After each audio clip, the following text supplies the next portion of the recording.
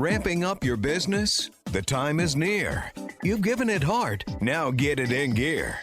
It's Passage to Profit with Richard and Elizabeth Gearhart. I'm Richard Gearhart, founder of Gearhart Law, a full-service intellectual property law firm specializing in patents, trademarks, and copyrights. And I'm Elizabeth Gearhart, not an attorney, but I do marketing for Gearhart Law, and I am the founder of Gear Media Studios, a full-service podcast studio. Welcome to Passage to Profit, the road to entrepreneurship, where we talk with celebrities and entrepreneurs about their stories and their business ventures. So we're going to talk to Matt Tomao now, and he has SL Advisors, and it's sladvisors.net, and he is going to tell us how he is helping other business owners, and it's really an interesting business model that he has. As he said earlier, he's the only one doing it. So Matt, welcome. Tell us what you're doing. Well, thank you for having me. I really appreciate it, and you did an excellent job, by the way. Thank you. You really hit the nail on the head. And, you know, I do something similar to her, but in a different space. I work with electricians, plumbing, HVAC contractors, security integrators, and I have clients in one of two buckets. Either 5 years or less where they understand that recurring revenue is really the holy grail of their business, or I have a client now that has hired me, who's been in business for 50 years and still hasn't figured out how to really implement a service agreement program properly. Now, what is a service agreement, right? So a lot of people want to be in the installation business. You want to be in the recurring revenue business for a couple of reasons. One is money, right? So a lot of people don't understand, like you said earlier, about how much money you get to keep. So say I install an HVAC system for $300,000, which sounds like a lot of money, but it's not. You know, imagine what it costs this building, and say my margin's usually around 40%. Well, after it's installed with margin erosion, it's probably closer to 20, and that's without any discounts. So recurring revenue, on the other hand, margins are much higher, and you're also getting paid for services yet to be rendered. So I have a lot of clients that get paid a year at a time, 5 years at a time, because we always start with multi-year agreements. And it's not just about the money. It's about increasing customer satisfaction and loyalty, which a lot of businesses don't understand, right? So business is about relationships. You know, people aren't buying widgets, they're buying you. And if you only want a transactional relationship with your customer where you install it and you don't talk to them again until there's a critical service issue, you have an unhappy customer, a stressed out technician that was on his way to Applebee's to have riblets with his girlfriend. Now at 5 o'clock on a Friday, he's got to drive out to a customer site. And the worst part is, he is not going to be able to resolve that issue. And the reason is they haven't been doing any preventative maintenance, which is a big part of service agreement programs. So I really love helping my customers build these programs because it really changes how they do business. And I only deal with ownership because if you can't implement this, because it's a program, but the program isn't stressed out a long period of time. I always say to my customers, you know, a lot of consultants take off your watch and tell you what time it is.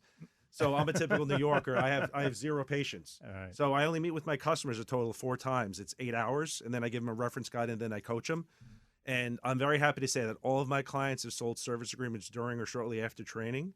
And now my average client's 10xing my fee usually within 3 months. That's great. And once the program is in place, it just keeps building up. And to be frank, I was surprised. I'm like, I did this. Entrepreneurs, I think, deal with a lot of self-doubt, right? You're like, is this going to work? Did I pick the right thing? And that's why I said earlier, you know, I've fallen on my face a couple of times, and I thought I was going to be a security consultant because I came from the electronic security and AV industry.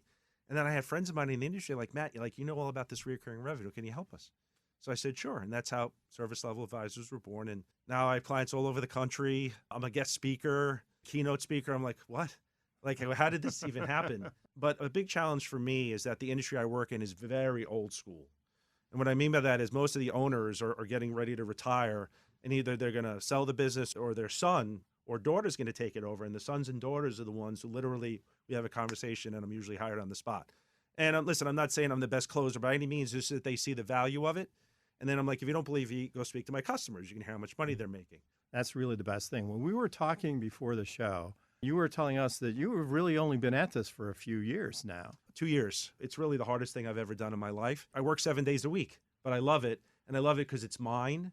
And the harder I work, the faster the business grows.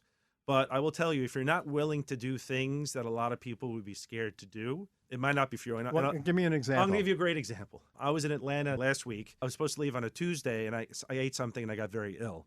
So I had to reschedule meetings. But because of that, I got an email that day while I was recovering where someone I've been looking to meet now for a long period of time said, hey, Matt, let's get together. And this guy is a sales trainer for the industry, very successful guy. And I'm like, we can help one another out through synergies here, right?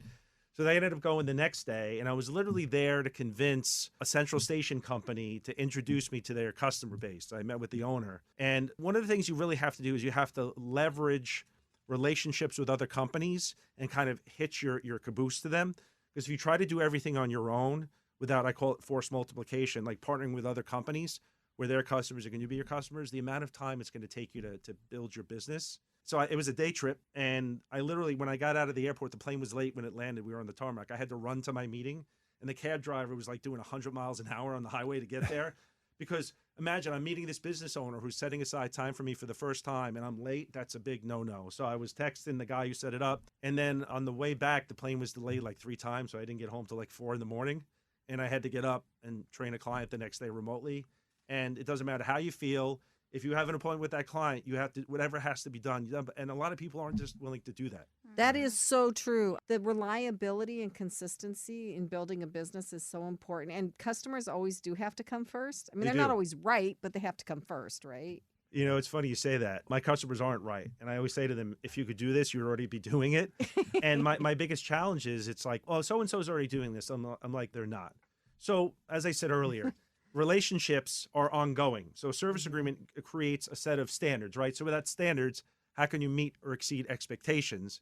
And that's why Fortune 500 companies and Fortune 1000 companies have customer experience managers, chief customer officers, because if everyone's selling the same widget, what differentiates you? What differentiates you is your customer experience, right?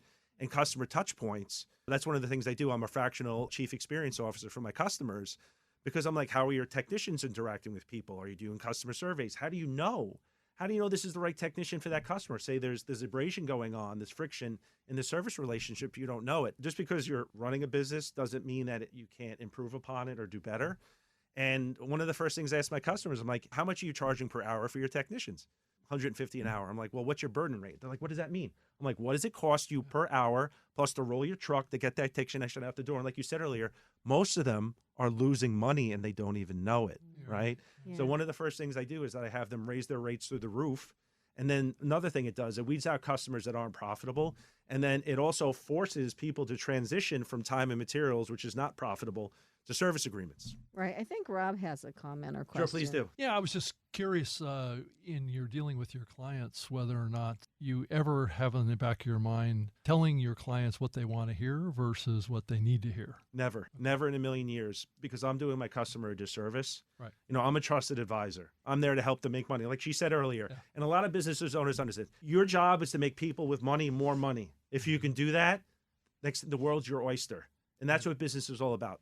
And my customer pain is they can't do this on their own. And it's not easy. And, you know, that's where my writing background came in. So when I do my training, I have like a 65-point PowerPoint slide that I created from scratch that I keep updating over and over and over. And the hardest part is it's not that I run out of information to put in it. I have something called the rule of 5. I don't have more than 5 bullet points on each slide. Otherwise, the customer, it's too much information to digest. Mm-hmm. And that's why I keep my training usually to no more than 2 hours a pop, unless I'm traveling like to California where I'll do like 2 4-hour sessions, because I want the customer to implement what we train them on the next day. And then a lot of my customers now are hiring me for ongoing sales and operations support because their employees are not sticking to the script. And then I'm like, you're leaving money on the table, and it's a lot of money. Like, for example, like a salesperson might be afraid of losing a sale because the customer doesn't want the service agreement because it's always at the time of sale. And I'm like, just don't uncheck that box. I'm like, the sale doesn't start till there's an objection. I gave you the ability to answer every objection because I've heard them all. Customer says this, you say this. And, you know, it's funny, marketing too. It's like to get the customer to buy the way you want them to buy, because the way they might be buying from you now might not be profitable, if that makes sense. Do you ever face pushback from your clients on your directions? No, actually, I've had them fire employees who didn't get with the program.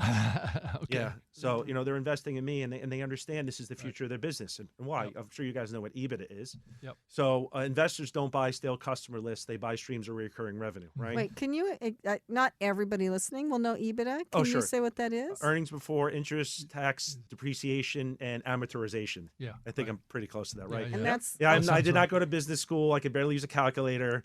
I just use it as a talk track, because I tell them, hey, you know, say you're doing $10 million a year. What is your company really worth? But if you're doing $10 million a year in RMR, a recurring monthly revenue, you get a 20x, a 28x multiplier. Yep. And that's what people buy. They buy contracts. They don't buy stale customer lists. They don't care what you've installed. Mm-hmm. And as soon as you understand that as a business owner, and that's why I said I have two buckets. Young customers and older customers eventually want to retire, and they know that if they have that additional RMR coming in, their business valuation goes through the roof. Great. So what do you see for the future of your company? How would you like to take it to the next level? So the next level is, and I didn't mention this yet, is I license my program to my customers. I own it because it's proprietary, right? Mm-hmm. And they have to sign 2 hefty ironclad non-disclosure agreements. And I say, hey, you're sharing everything with me but your books. You wouldn't be sharing your proprietary info with your competitors, right? I said, well, I don't want you doing the same thing to me. I will not work with someone who refuses to sign it, and no one's had a problem with it yet because they understand it.